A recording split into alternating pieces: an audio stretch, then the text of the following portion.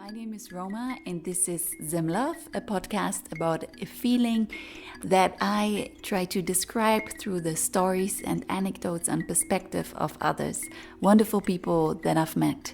And through their stories, I want to change the thoughts and the feelings that people have when they think about this beautiful place. Because once you put it into Google, all that pops up is expensive safaris or hyperinflation or even different stories. But there's a specific feeling to this place. And I want to show you through the eyes of others that after all everyone has been through and is going through, there is still a feeling that is true Zim love. My name is Cleo Chapkwanya. I come from Zimbabwe. I've been married for 3 years. I work at the University of Zimbabwe. I teach German. And currently I am studying with the University of Pretoria. I'm doing my PhD studies. This episode is with Cleo. Cleo I met at work. She's a young professional and she's also a so-called Muroora, which means daughter-in-law. This is a position in a Shona family that comes with a lot of responsibilities and duties. And a lot of women in Zimbabwe are juggling being a Muroora and being a young professional. So thank you very much, Cleo, and enjoy this episode.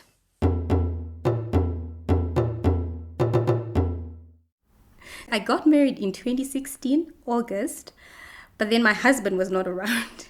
So he came around the next year, 2017. So I've been married for 3 years, but we've been staying together for, this would be the second year. But he was present at the wedding? No, he actually sent people to do that for him. The groom is supposed to be there, but I don't know if it's proper to call him the groom at this point because this is just the Lobola tradition. And so what happens is the groom comes with his family, but then they have to have someone whom they call munyai. And this is the person that is like the go-between between the two families, because apparently it's almost like it's a bit of a taboo for the family of the groom to just come and directly to this family and speak directly to each other. So they have to have a go-between. They ended up using a munyai from my side of the family, which is really interesting because what this munyai person is supposed to do is they're supposed to negotiate on behalf of the groom's family. Mm-hmm. So they negotiate so that the to-be bride's family is a bit, nicer in terms of how much they charge and things like that.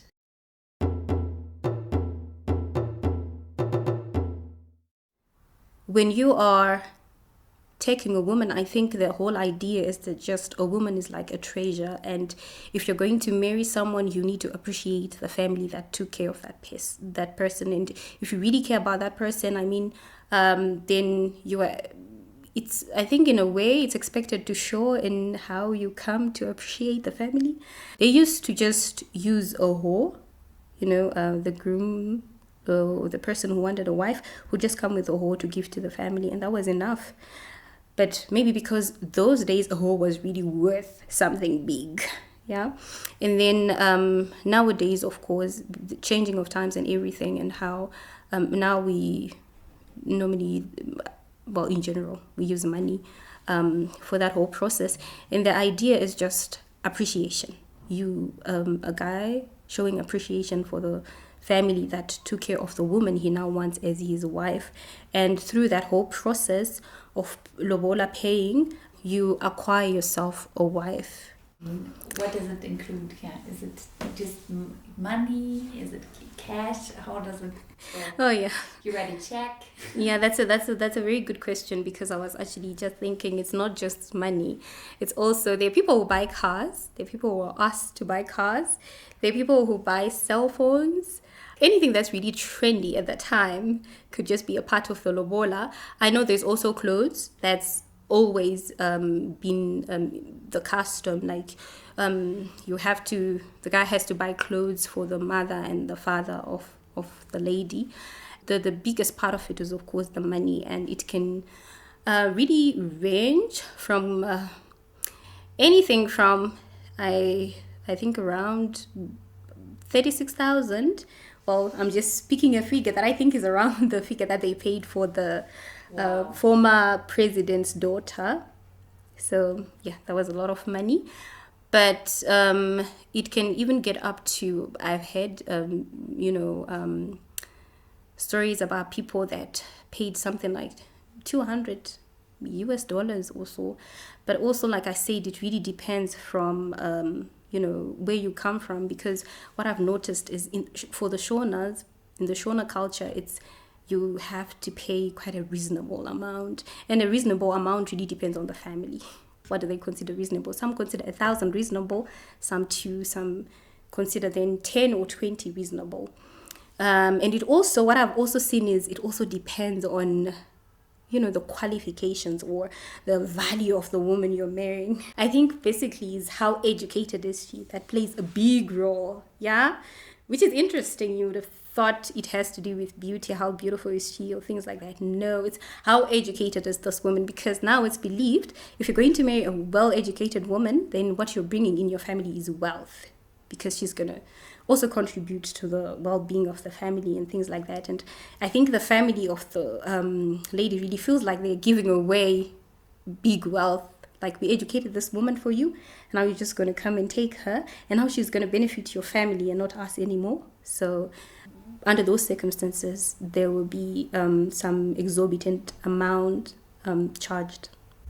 And you say education plays a big role in that, because then you're able to contribute. And yes. What about virginity? Oh, yeah. Well, apparently there is a cow, which I actually had forgotten to mention as well, because that's a very interesting thing that we have not just adopted like just the money thing. We still have things that used to be done back then before money. At a point, cattle was a very was a sign of wealth, and so but it's still something that is still used for the Lobola. So you have your money here, and you still have to pay your cattle. And I know that there's one that is for the mother if the girl is a virgin. But from what I know about that one is it cannot be given on during the time of the initial negotiations. It's only after the guy has now known his wife, known in courts, after they've had sexual relations, in the marriage.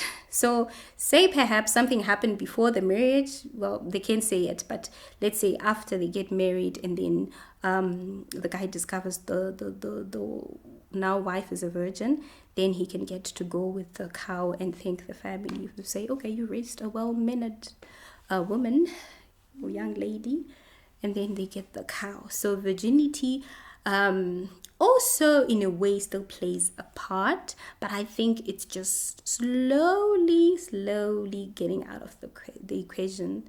And what happens if you want to get married and you don't have the money to pay Lobola? Oh yeah, we have other ways of getting married which are not very legal. We have something called kutiza mkumbo, where you just elope. What I've actually noticed is that after a few years, if you just elope, after a few years when you come back, the family is more lenient and they'll take anything you want to give them. They'll take even $20. Whereas if you come through the right channel, you get, you have to pay more. So I think maybe some people have actually resorted to the eloping, knowing, by the time you come, they're appreciating because they could have gotten nothing. And so now it's like, oh, whatever you have, just give us. And what happens if you don't pay Lobola at all? Yeah, there are people who don't pay Lobola at all. There are a lot of women who are living like that, and we actually have a lot of married people are living like that, and we actually have a term for it. It's kubika mapoto. It's like, the idea is you're just staying with your husband who didn't pay anything for you, and it's an insult, mostly to the woman, of course, that you would just go there and stay with him for nothing. He paid nothing for you. But what happens is in Zimbabwe, we still have a rich culture, rich tradition, rich customs. By the time when the woman dies, the family of the woman will demand their Lobola. They will say, we'll not bury this woman until you give us our money, you pay what is due to us. And I know circumstances where, if the man is alive, then it's okay. But I know circumstances where the family of the man now has to pay because the man is gone. He didn't pay anything. But they're like, you pay us our dues or this person won't get buried. And that is like something so scary in Zimbabwe. Like, oh, they're not going to bury this person if we don't pay. So you just have to see what you can do, because there are a lot of beliefs like, I don't know, like maybe there'll just be something will come against our family, if we don't do this. So people just have to own up, and it won't leave you alone. Yeah. Even in your grave, it follows you.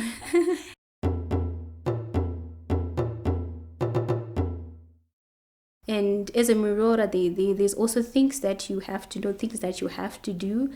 One of the customs is when you get into the family, the way that you're introduced to the family is you come with your aunts and your sisters, and you sweep the whole yard, you boil water for people to bath, you cook for people, and they pay you for that.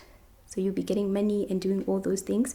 But that's basically up from that point. Everybody else who's not married there goes home and you stay. Of course, you get the role of Muroora, where you now assume a role where you have to almost serve the family. Yeah. And so this comes with a lot of responsibility, because you have to know now, you in Zimbabwe, I would say, you don't get married to your husband alone. You get married to your husband and his entire family. So you get married into a family. And so, you get a new mother, a new father, and, be cautious, really take care of them well.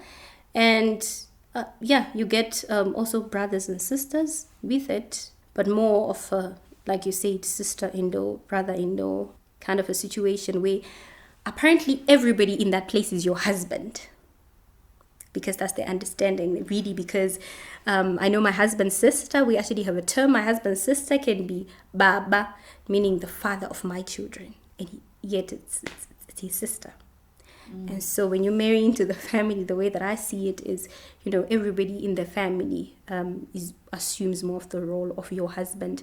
Then it's not just on the side of you, because in Zimbabwe we still have the really traditional marriage where the woman is in submission to the man, and the wife then. Basically, the wife is in submission to the husband, and so you as a Muroora has to be in submission to the family, and but they also have to take care of you.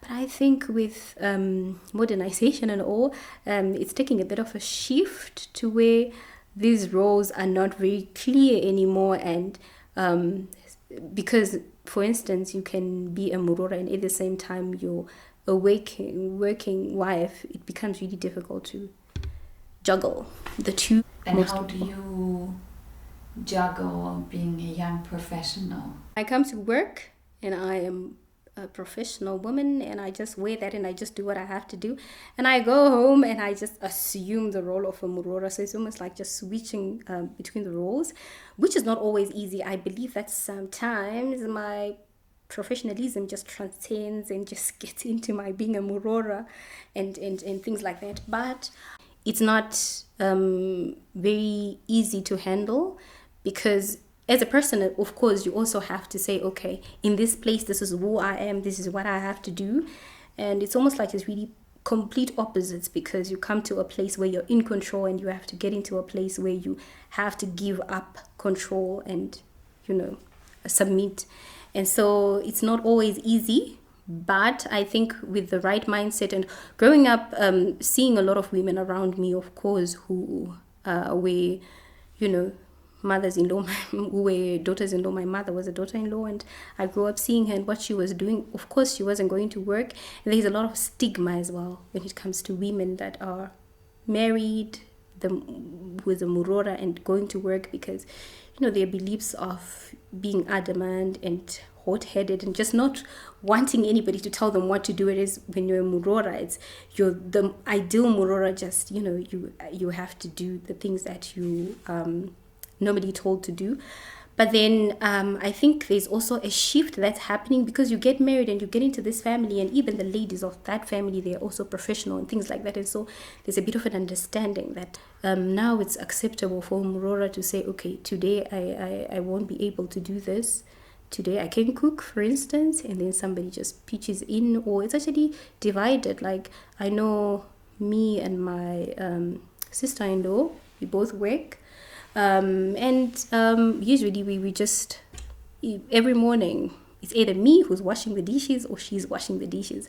And that's something that's really, when I look at it from the way that I saw my mother growing up, my mother as a daughter-in-law, that's not something that's really the ideal thing that happens in the Shona culture, but I think it's getting diluted and it's changing. And so I hear people just criticizing, assuming that if you are a professional woman, you're not going to be a good wife to your husband. You're not going to want to clean. You're not going to want to cook. You're not going to want to wash for him. You're going to get a maid to do all that for you, and you just want to read your books and do your work. You don't want to concentrate on anything that has to do with the household, which, on one hand, I believe that, if you want help and you feel, because sometimes there's just a lot of pressure at work and that job is giving me money, is giving me something to live on, and I have to impress that employer. This is an employer who's going to give me money at the end of the day. So if at one point I have to rush off to work, maybe on the weekends, and leave some of my duties, I'm just going to have to rush off to work. I was surprised when I heard about that for the first time, because in Germany the concept of a bride price, what it actually is, right, is very foreign. Yeah, what is your opinion on that? Having grown up in Zimbabwe and having seen this happen, and having seen it also transform, and seeing how it keeps evolving and becoming a part of the modern life, I think there are a few adjustments that could be made to it, but I think it's a very important part of our custom that just keeps us, keeps our identity in a certain way as Zimbabweans. So I'm not one who's against Lobola. For me, I think that it shouldn't be so much about almost like as if somebody is paying for something. So I think there could be adjustments that could be made to make it exactly what it's meant to be, which is just appreciation. And what happens when you want to get a divorce, that someone has paid Lobola for you? When that custom was, when it started, the normal thing was only the husband could have a divorce. And what you get is what they call gupuro. So he gives you something that is a sign that he doesn't want you anymore. And nowadays, I think it's just maybe you get a coin, maybe a bond note, as in, I don't want you anymore. I think the idea is it depends on what the woman did, really. If the husband doesn't want her because he found somebody else, then he has no right to reclaim his lobola. But say the woman committed adultery or something, then he's going to say, your daughter did this, this, and that, and for that I want my money back. What happens if the husband is cheating, or if he beats his wife? That really depends on what kind of a woman that is. If she's your educated type, is she your educated type that is ready to speak out? Some women, it would just happen, it's taken as normal. Your husband beats you now and again, so you'll be fine. There are some women who, of course, report the man, but whether that would lead up to, in some circumstances, it leads up to divorce. But I would say normally when it comes to cases of abuse, and they can be taken as very normal. Yeah. And if she really doesn't want to come back. Yeah, if she really doesn't want to come back, the husband can claim anything. Some fathers would just say they won't have that. If you ever beat their daughter, she's not going back, and you're just not laying your finger on her again. But I think those are actually exceptions. In most situations, it happens. perhaps the father you're reporting to used to beat your mother. Because this is not something that is so out of this world. So I think that then it becomes really difficult, because then they'll just say, you know what, marriages are difficult and you need to go back. And I think that saying that we can pay back the Lobola is just one way of just explaining it away, just so you go back. The point is, go back and be married. Things happen, just go back and be married. Yes. Yeah, strong stuff. Yeah, but I think I would also want to emphasize that I think things are changing really, because I could imagine a lot of people that I can think of, that are my acquaintances or friends, that I think if they ever decide to go back home, they're just going to be accepted. And, you know, if you feel really he's ill-treating you, it's fine, because now we're moving into a generation where most of our parents are educated. And they just won't take it if it's that's. And they say they educate you to empower you. So if anything like that ever happens, we don't even need you to come back to us. Like, just live your life. Yes.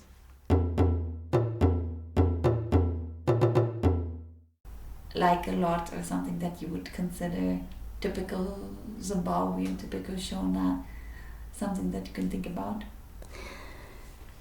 If there's something that I really, really think is really strong in most Zimbabweans, is just the love for peace.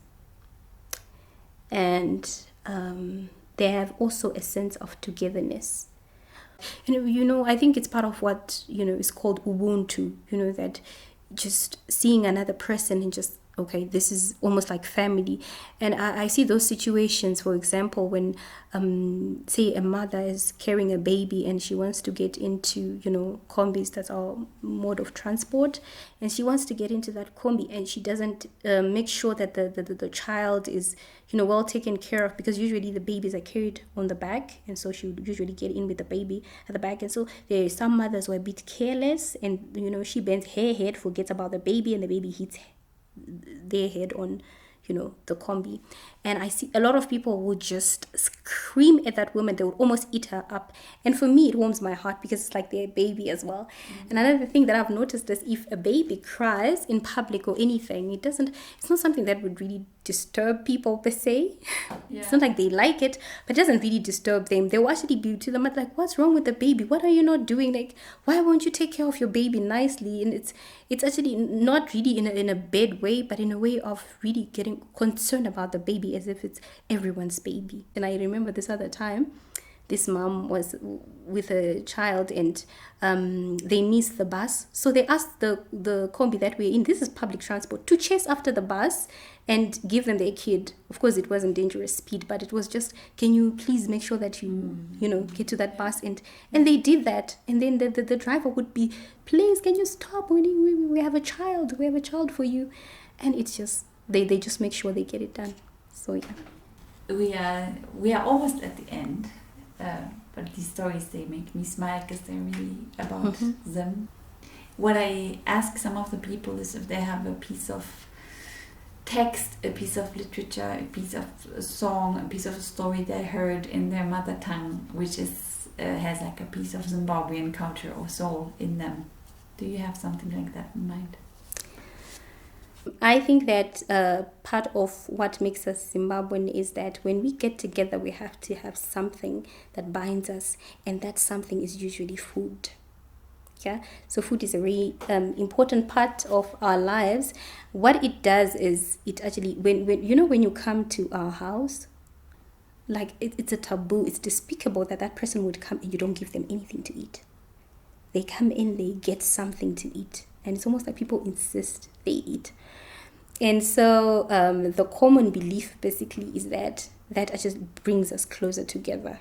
When we eat together, we are joy and we are merry, and we get closer. And so there's this saying, and it's called ukama igasha unosadziwa nekudya. What it means is, our relationship is not enough. Yeah, there's a missing link to it, and how we just put it together, how we close that gap, is by eating together. That's wonderful. That's wonderful. Yeah. So it's good that you ate just before. Yeah, it's good.